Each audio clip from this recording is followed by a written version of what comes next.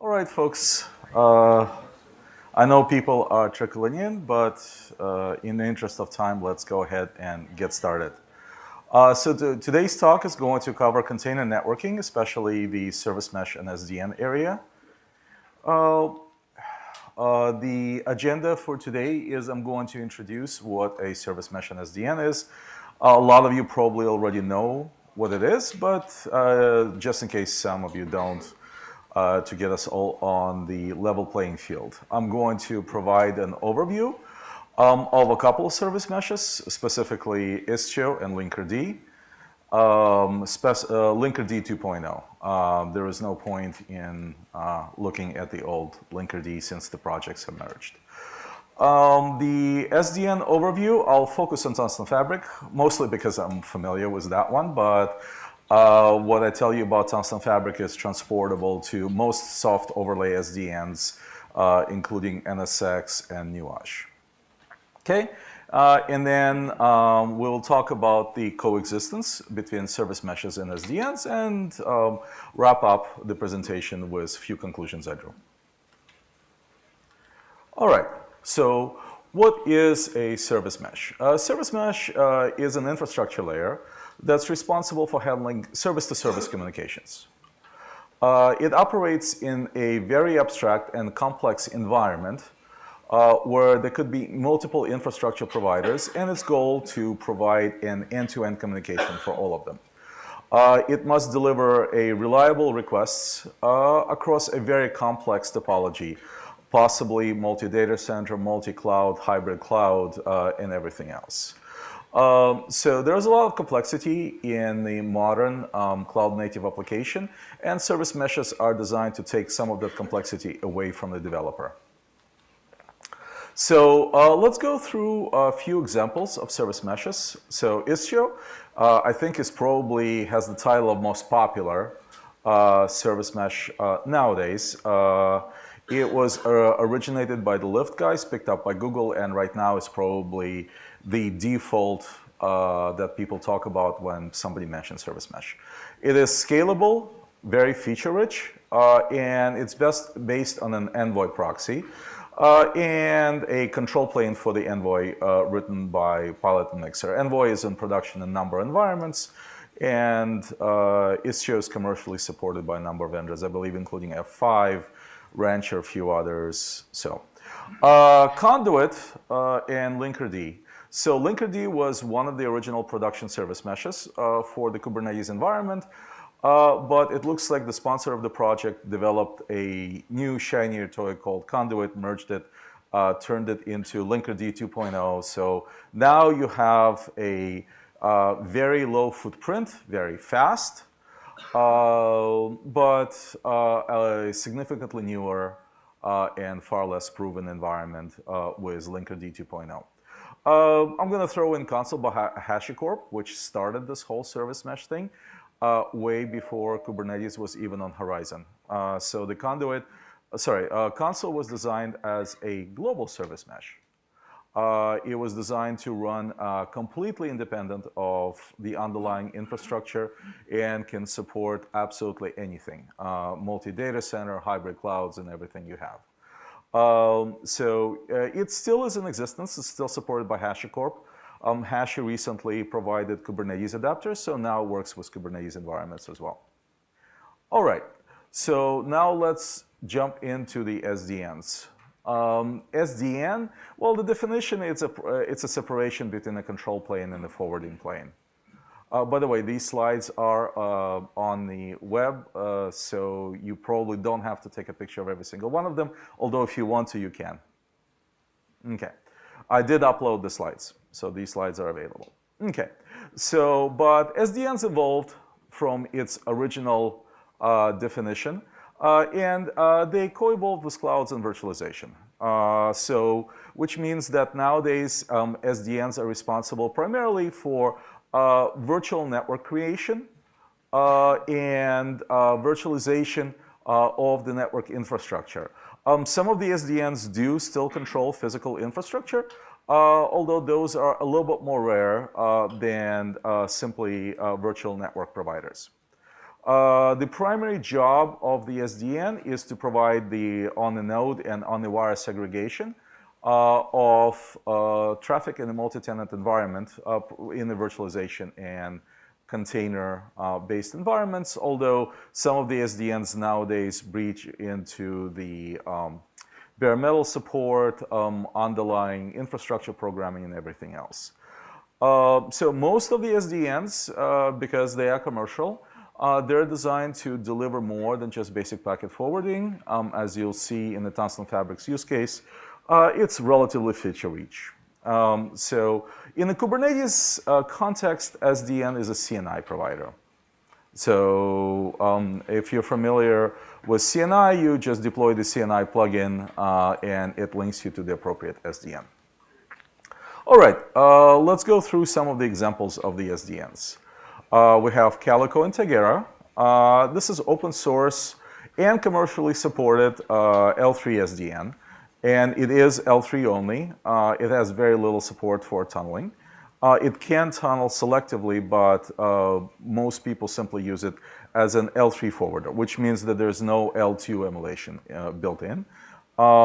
It works great with cloud-native applications. If you have more legacy applications that require virtual L2 support, you're probably better off looking at a different SDN. It's essentially a BGP packet forwarder with the local Linux firewall enforcing security and a control plane that distributes the security rules across the network. It's nothing more than that. It works relatively well, scales to about 1,000 nodes, deployed in a number of environments. So the next one is Tensile Fabric. Tensile Fabric is the project name. Contrail is the product name. So Contrail is the open source and commercially supported L2 and L3 SDN, which means Contrail is capable of creating virtual L2 networks, support for broadcast, multicast, unknown packets, everything that you would expect in an L2 environment. It's feature-rich. It has extensive security policy mechanism. It has service function chaining, several types of built-in load balancing, including ECMP and HA proxy-based service load balancing, and includes IPAM, a bunch of other services. It supports virtualized bare metal environments and containerized environments. It supports hybrid, public, private clouds, wherever you want to. Its goal is to be a single, consistent SDN platform delivering SDN and security.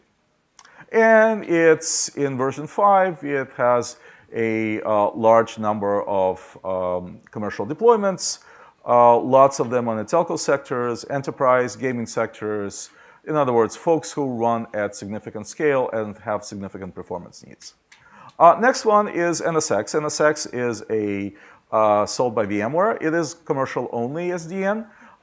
It's primarily designed as a virtual L2 SDN, so it will always tunnel. It is feature-rich. It has security policy. It has a relatively fine-grained firewall enforced in the VMware's kernel. It has load balancing support, IPM, other services. It does support virtualized bare metal and containerized environments nowadays. NSX is primarily associated either with VMware-centric environments or hybrid environments that involve VMware. It works on VMware very, very well. VMware sometimes does make an effort to make it a more cross-environment SDN, such as the latest ones, NSX transformers. Sometimes it withdraws that support, so be as it may. Nuage is probably the closest SDN to Tensile Fabric and Contrail. It's another overlay SDN.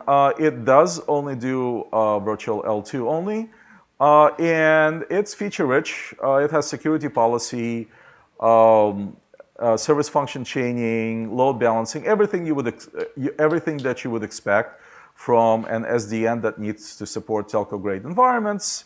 Its primary differentiation, it actually runs a BGP router on every single node. So it has a little bit heavier footprint on a node than Tensile Fabric. It also uses a commercial version of OVS for its fast data plane, while Tensile Fabric provides its own custom-written vRouter data plane. There's a lot of other SDNs out there. If I had to give you guys a course on SDN, it'll probably take the rest of the week. There is ACI from Cisco, Weave, which works relatively well with Kubernetes, ODL, which is one of the biggest open source projects out there, supported by a large number of commercial vendors as well. So this list is by no means exclusive. It's a very competitive space. There's lots and lots of folks who want to play there. Okay, and that's not what, all right. Okay, so let's dive into Istio. So, and go through its core features. Istio, like I mentioned before, is very feature-rich. It supports traffic management with extensive routing and load balancing. It has load balancing policies. Right now, I believe it has 3 load balancing policies. It supports circuit breakers, timeouts, retries. In other words, everything that you would expect from a layer 7 load balancer. Because ultimately, it is designed around a proxy-based service, which is in the old parlance, layer 7 load balancer. It has security with encryption, authentication, and authorization. It will support transparent on-the-wire encryption, so your application does not need to worry about encrypting packets on the wire. It's designed to run on untrusted networks. It supports machine-to-machine authentication via certificates. It supports person-to-machine authentication and authorization. The policies that it supports are pluggable and very extensive. The mixer component is responsible for observability with tracing, monitoring, and logging. There is a boatload of plugins. If you have your favorite logging and monitoring backend, chances are Mixer already supports it. If not, it's relatively trivial for you to create a backend. So we'll cover Mixer in a little bit more detail later on. So this is a multi-platform environment, although it's associated with Kubernetes. It will work with Mesos, it will work with VMs, it will work with many different environments. Just with Kubernetes, it works a lot nicer because it can discover the Kubernetes environment, it can do other discovery and programming of its own service rules, something that it may not be able to do in different style of environments. It does support public and private, and hybrid and multi-DC environments. Now, it is configurable. While it's evolved with Envoy proxy, you can add an arbitrary proxy in front of it. So right now, Envoy is running very nicely, very scalable, and lots of production environments. So folks do not see a need, but if you have your favorite proxy, chances are you can plug it in. The Mixer supports extensive plugin interface. And then the authorization authentication engines support plugins as well. So you can customize your Istio environment to whatever level you want to. Okay, why am I? Okay, architecture. All right. So let's quickly go through the architecture of this. And as I mentioned before, written around an Envoy proxy, the control plane is called Pilot. The telemetry integration is Mixer. Citadel is the secrets keeper. It provides authentication and authorization. There is a relatively new project called Galley, which keeps the configuration. So Pilot and Envoy. So this is the core of Istio. Envoy is written as a very fast proxy. It's written in C++. Right now, we benchmarked it around 3K packets per 3K requests, I should say, per second, 3K transactions per second, not packets. And then, obviously, depends on the hardware environment, so your mileage may vary.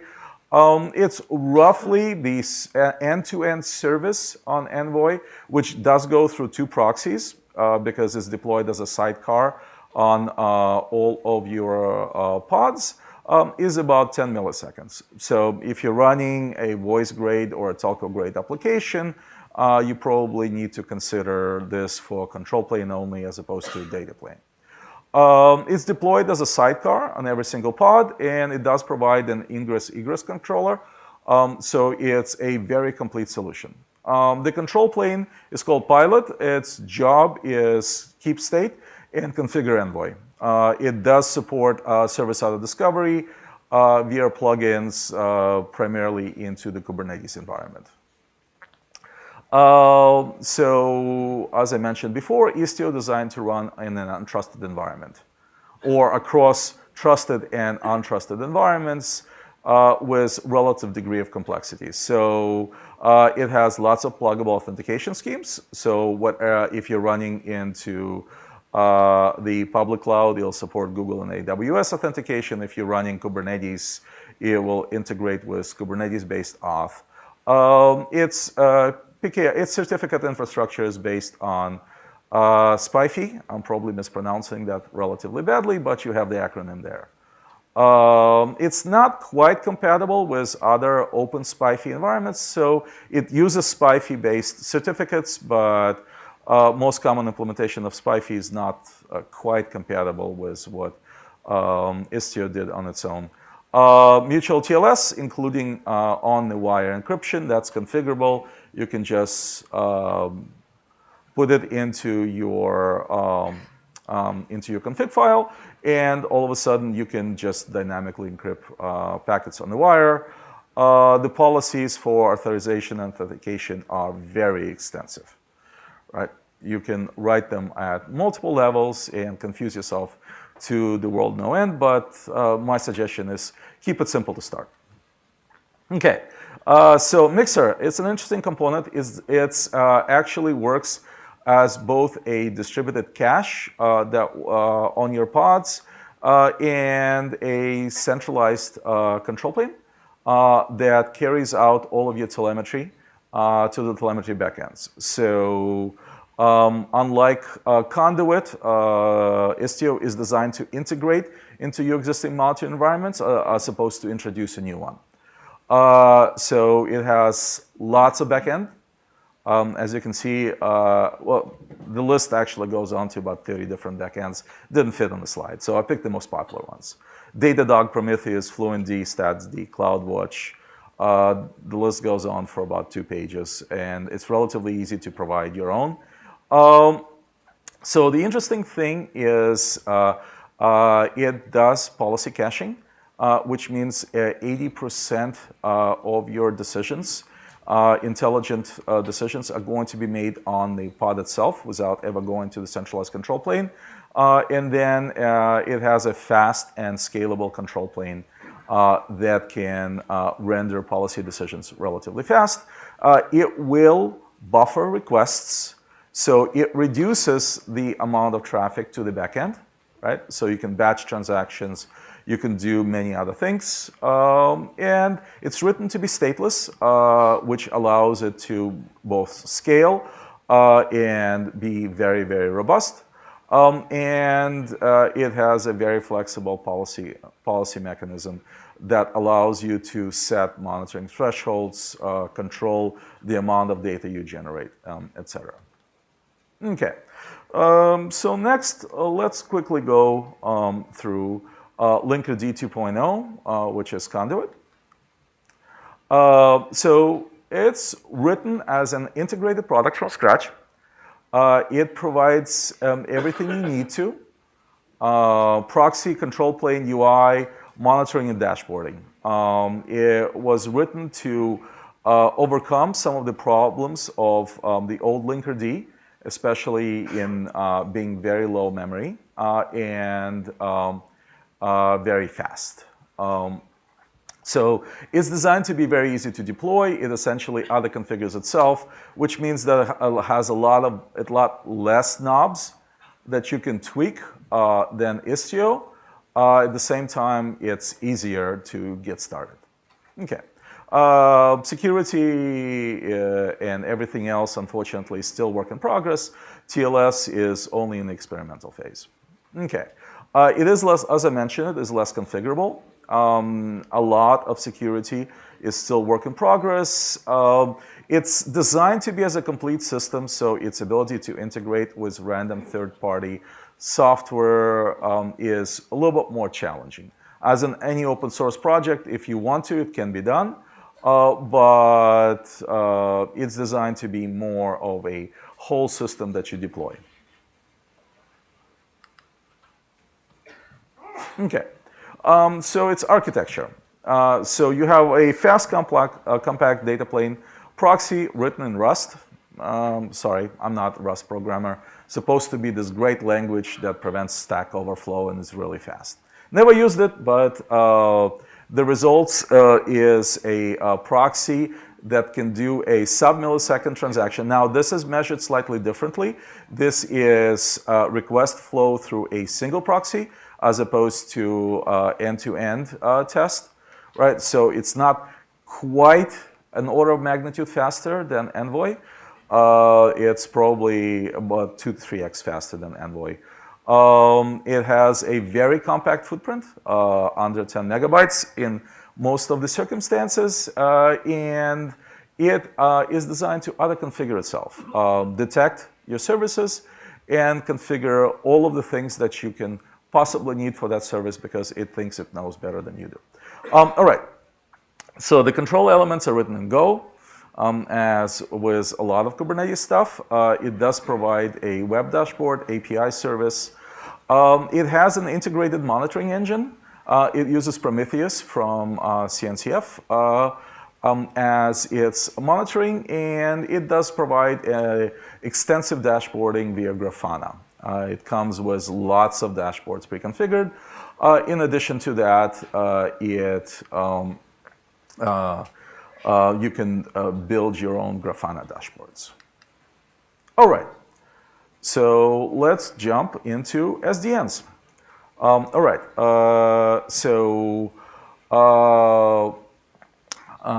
let's use Tensile Fabric as the example. As I mentioned before, Tensile Fabric is very feature-rich.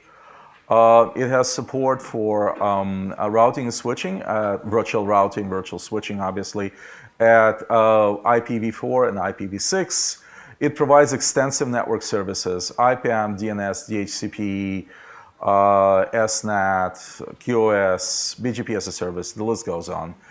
There's two types of load balancers. There's an ECMP load balancing for VNF-style workloads, which will use BGP to send traffic in whatever rules that you want to encode in BGP to a set of transparent network services. There's also built-in distributed HA proxy.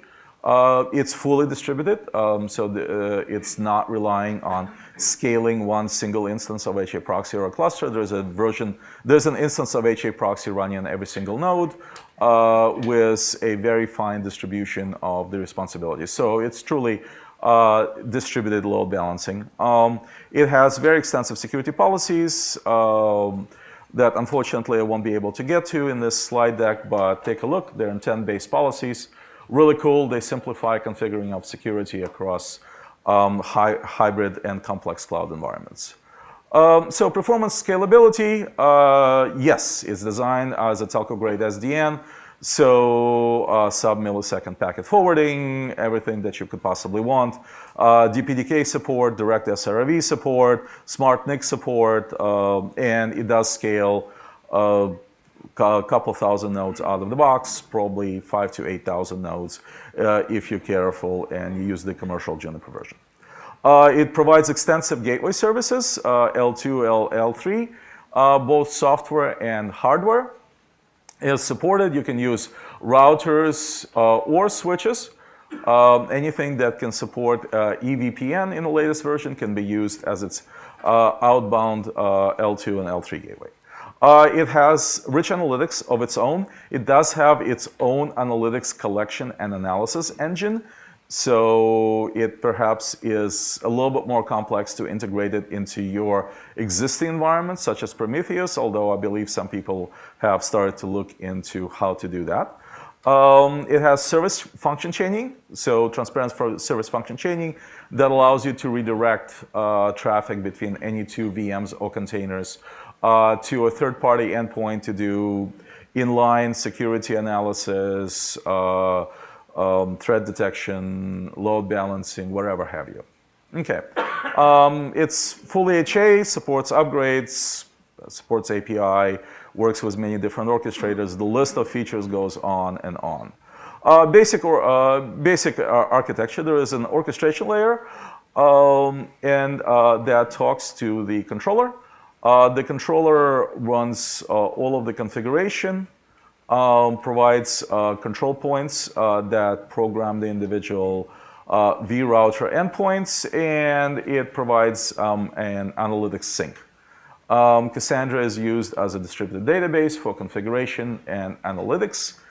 There's actually two different instances of Cassandra, just for the reliability's sake. One for the config, one for the analytics. At its base level, it is an overlay SDN. It supports VXLAN and MPLS over UDP and GRE. Although since version 5, we introduced a new mode. If you don't want to take the penalty of an overlay, there isn't that much penalty, but some people just have a concern. You can just dump the packets onto the wire, in which case you lose multicast and broadcast capabilities, but the packets are directly accessible on your local network without any tunneling protocol, or without any tunneling overhead. So we did write vRouter as the data engine. It is a true router, unlike OVS. So it does make routing decisions. It operates on L3 set of rules, although the rules are distributed to it via XMPP, just to be a little bit more compact as opposed to BGP. The control plane is the BGP peering endpoint. Okay, so now let's cover service meshes and SDNs. Okay, and where it makes sense to integrate them. So you notice that one thing was missing from the Linkerd presentation, and that's the ingress controller. It doesn't have one. It relies on a built-in one. So there you can have things like Tensile Fabric or Nuage provide a scalable ingress controller. So for Istio, we're very nicely using ECMP can scale out the Istio ingress controller. So instead of 3,000 requests per second on your inbound Envoy proxy, you can run a bank of Envoy proxies and scale N to whatever you want to. For things that do not have a built-in ingress controller, it provides an HA proxy. And distributed HA proxy at that, so it with virtually no bottlenecks. So it's a traffic engine. It goes typically beyond IP tables with an interesting set of forwarding and programmable security rules. There's many different implementations of the traffic engines. vRouter for Tensile Fabric is one of them. iAdvisor exists, and it's a relatively nice BNF parser. And OVS is one of the biggest open source projects for data plane out there, but there is other things like Schwab switch and other programmable traffic movers. Thank you. Okay, so as you integrate service meshes and SDNs, you notice that they address security from slightly different endpoints.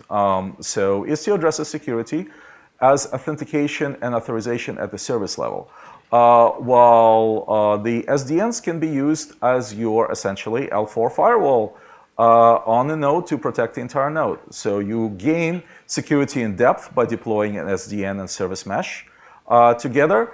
And then you get, so essentially you get a microsegmentation based firewall on the node, protecting your entire node, all of the environments, not just one specific service.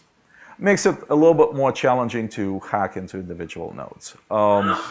Not everything is a web service, right? So not everything is written to operate in HTTP or TCP.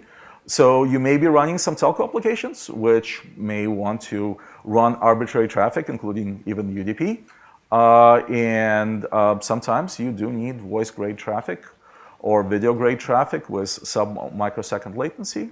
And for that, SDNs work a lot better than service meshes. So it makes sense to have some of your traffic go through the SDN without the service mesh intervening if you're running telco CNF-based applications. There's lots of alternative approaches. So this is a reference to the Intel Multis. There's also a network service mesh project within Kubernetes itself, which is the second reference. I do encourage you to go look at both of those. Okay, so pain points. Obviously, SDNs bring in additional control plane complexity. And because the policy engines are disconnected, you do have several policy points to manage. And then you have a logging monitoring integration challenge because a lot of them come with their own monitoring solutions. So conclusions, you will need something, you will need a CNI provider. What you need to do is you need to pick a CNI provider that offers minimum complexity for the type of problem that you need to solve. In other words, if all of your traffic is going to be HTTP services, then you possibly don't need an SDN that provides service function chaining. And you have to look at your traffic management policies, you have to look at your security policies, and pick an SDN that makes sense. There's lots of them to pick from. All right, so we have a couple of minutes for questions. Questions?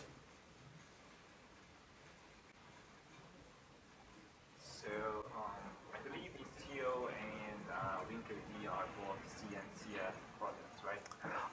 Not quite sure. I don't think so.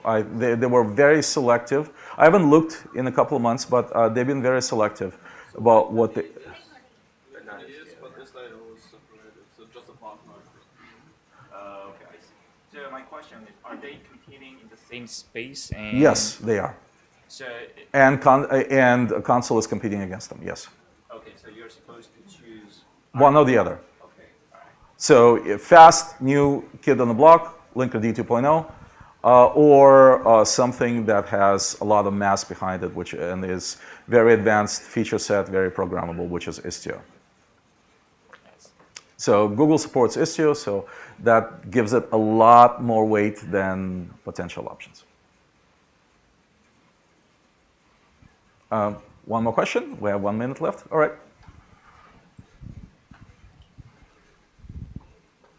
Well, my question is, do you have any special requirement for the networking, like how to set up the BGP for the AS numbers and how to set up the very, the network topology that is totally fitting your topology and your design? Okay, so both Nuage and Tensile Fabric essentially run their own namespace.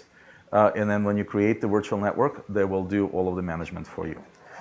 You do need to set up peering with the rest of your networking environment.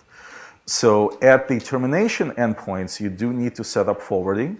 The instructions are provided for both of these. So yes, you do need to specify the appropriate namespaces and other things. So the BGP instructions are a little bit beyond the 30 seconds we have left, but they are provided in the integration. But typically, the creation of the virtual network requires nothing. They both operate on a dumb underlay mode, right? You create a static underlay, and then the SDNs will manage the entire overlay. And I think I'm being kicked off the stage, so that was the last question. Thank you so much.